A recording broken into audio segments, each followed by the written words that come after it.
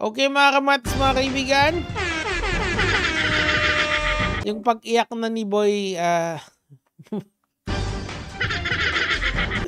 alam nyo kasi, meron nag-send sa akin nung My Day niya. And yung My Day niya, very taunting talaga. Yung mga ganito naman, dapat din niya na pinapatulan yan. Patulan nyo lang, kunyari, merong, ayan, pinagsosorry daw siya according to him. Pero basahin muna natin yung mga My Day niya bago sa kuna. Ikaw na nakakabatas nito, okay lang yan, aabot mo din pangarap mo. Mahalaga, wala tayong dinila. Ginawa niyang branding yung pagdila, no? Minsan talaga, lahat na lang talaga ginagawa. Ayan. Kailan kaya burol niyong mga galit na galit sa akin, makikipagkape ako at mga abuloy na.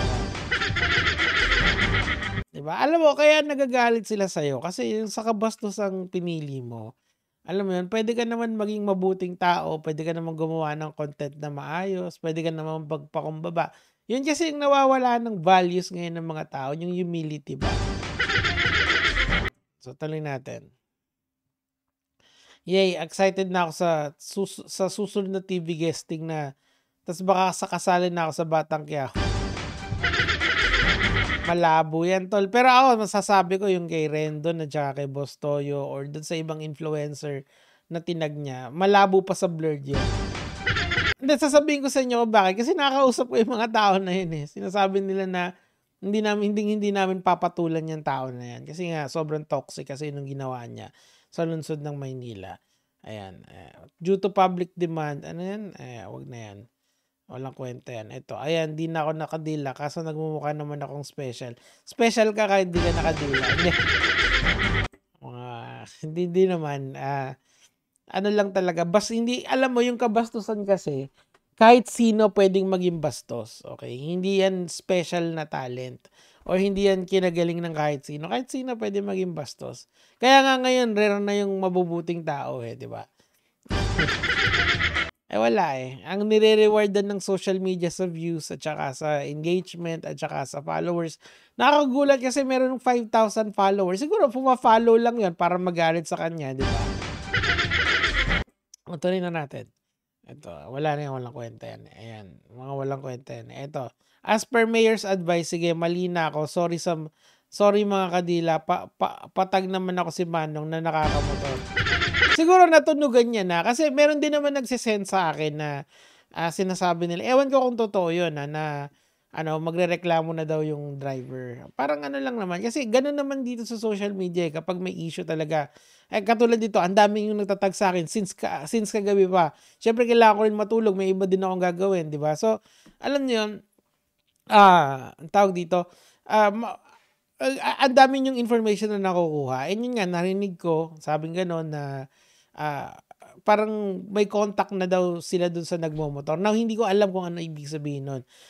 Kausap niya na ba si Mayor? May kausap na ba siya nagkausap na ba sila nitong si Lester? I'm not so sure. Pero, ni Boy Dila, I'm not so sure. Pero, ang gusto ko lang sana, kung magkaroon ng contact si Mayor at saka yung si sir na nagmomotor, please lang po, diretso nyo na akyat nyo na, sampan nyo na agad. Tapos, ipasilip nyo na sa piskal yung mga ebidensya natin. Tapos, tingnan natin kung may kaso talaga, di ba? Ganoon naman yun para, kasi kung ganito-ganito lang na social media lang, galit-galit ng mga tao, wala tayong pupuntahan dyan. Tas ano ang gagawin nyo? Magsisend kayo dun sa address, di ba? So, wag na rin ganon. So, wag na rin natin gawin yon. Mas maganda, dalhin natin yung ebidensya natin sa piskal, tapos yung piskal lang bahalang mag-decide kung ano yung pwedeng ikaso sa kanya, di ba? Kasi covered naman daw ni Mayor. Ako, naniniwala ako kay Mayor in that respect, di ba? Anyway, mga kamatis, ito yung primer or yung setup natin for this apology video na ginawa niya. Ako kasi una nababaduyan ako kasi parang, ano bang point mo? Pag nag-apology ka, mag-apology ka talaga. Kasi parang nang iinis pa tapos nakatag pa yung mga socials niya as if naman may magpa-follow sa'yo unironically na gusto yung ginagawa mo. Siguro yung mga bata kasi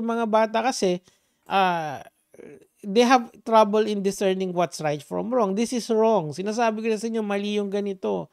'Di ba? Let's say wala talagang kaso. Let's say walang gano'n. Of course, hindi ako magde-decide dun, yung fiscal lang magde-decide nun. Nasa social media tayo.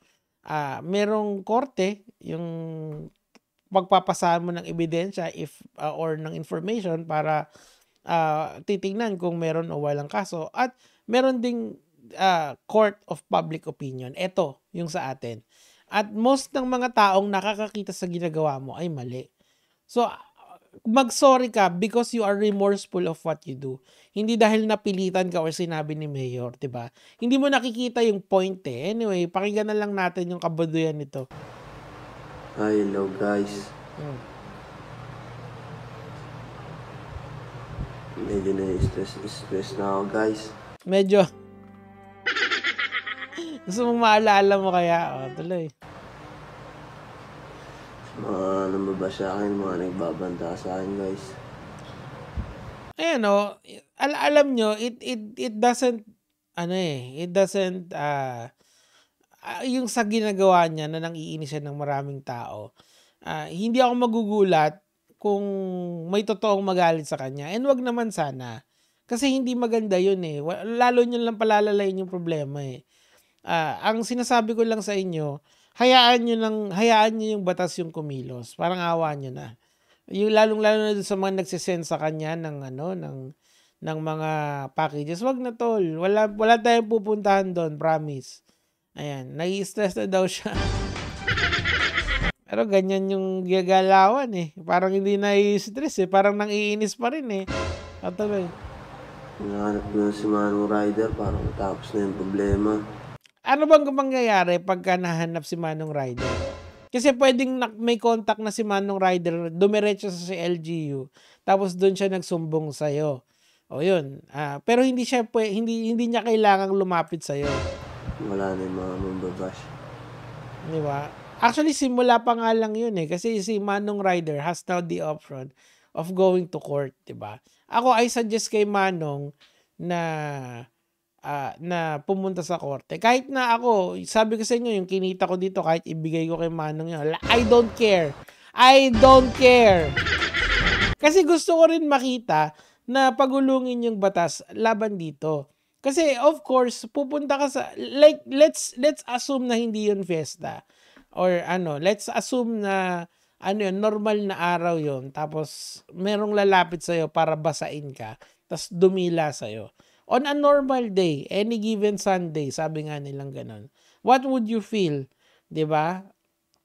So gusto ko lang sanang yan, gusto ko sana lang i-consider natin yon na pag what if nangyari yon sa atin. Kasi yun yung problema ngayon sa internet. People lack empathy.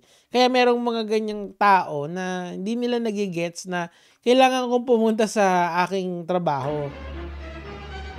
Tapos babasain pa rin niya. Proud pa siya after.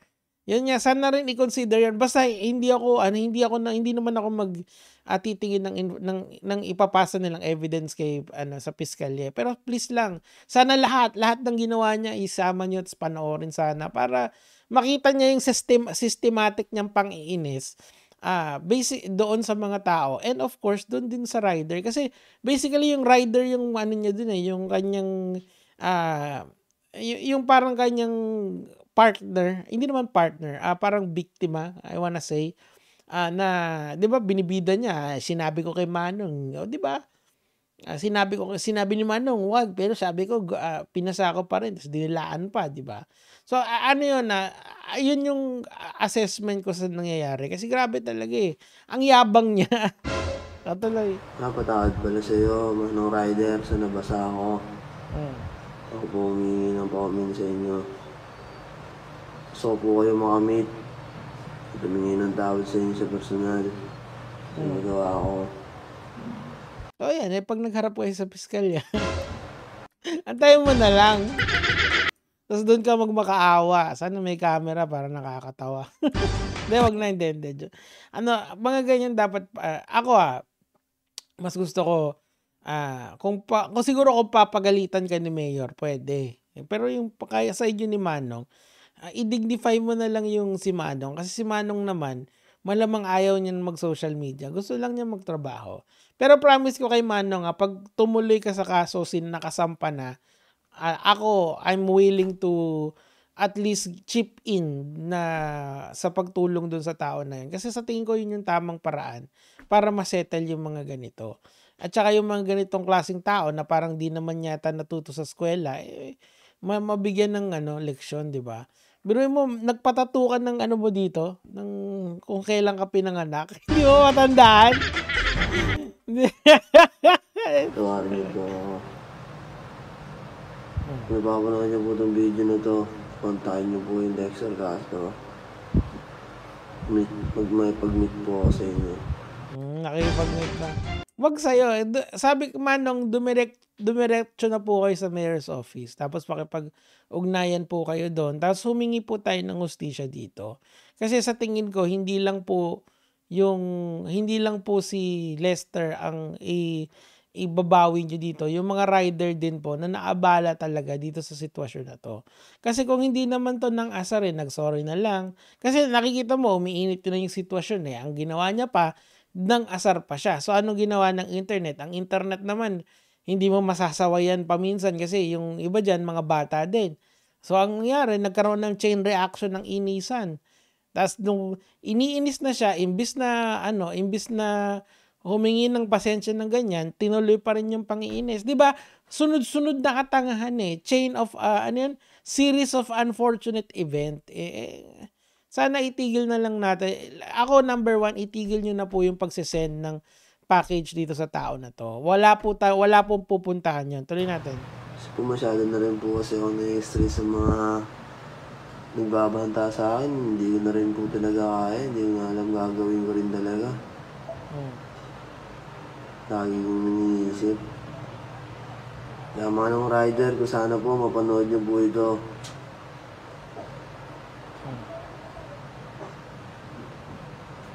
Mapanood niyo po itong video na to. Kaya comment po kayo dyan. parang nangiinis pa eh. Kontakin niyo po yung Dexter Castro. Ako hihingi po ako ng paumanin sa inyo sa personal. At hindi lang po yun, bibigyan ko rin po kayo ng helmet. Wag mo nang bigyan ng helmet. Magbenta ka na lang ulit. Yung bandang dulo kasi mang-iinis pa eh. Tapos yung branding niya ilalagay dyan eh. Iko-close ko na. Parang hindi sincere eh. Siguro mas maganda walang camera boy para matuto ka talaga ng leksyon mo. Anyway mga kamatis, mga kaibigan, pinapayuhan ko po ang lahat na wag na po nating gawin yung prank dito kay Boy Dila at ipagpasa batas na lang natin. Kasi sabi naman ni Mayor, natutulong sila. Tigil na po natin yon at hayaan na lang natin gumulong yung justice natin. Okay? O yun lang naman, Gege mga Lods.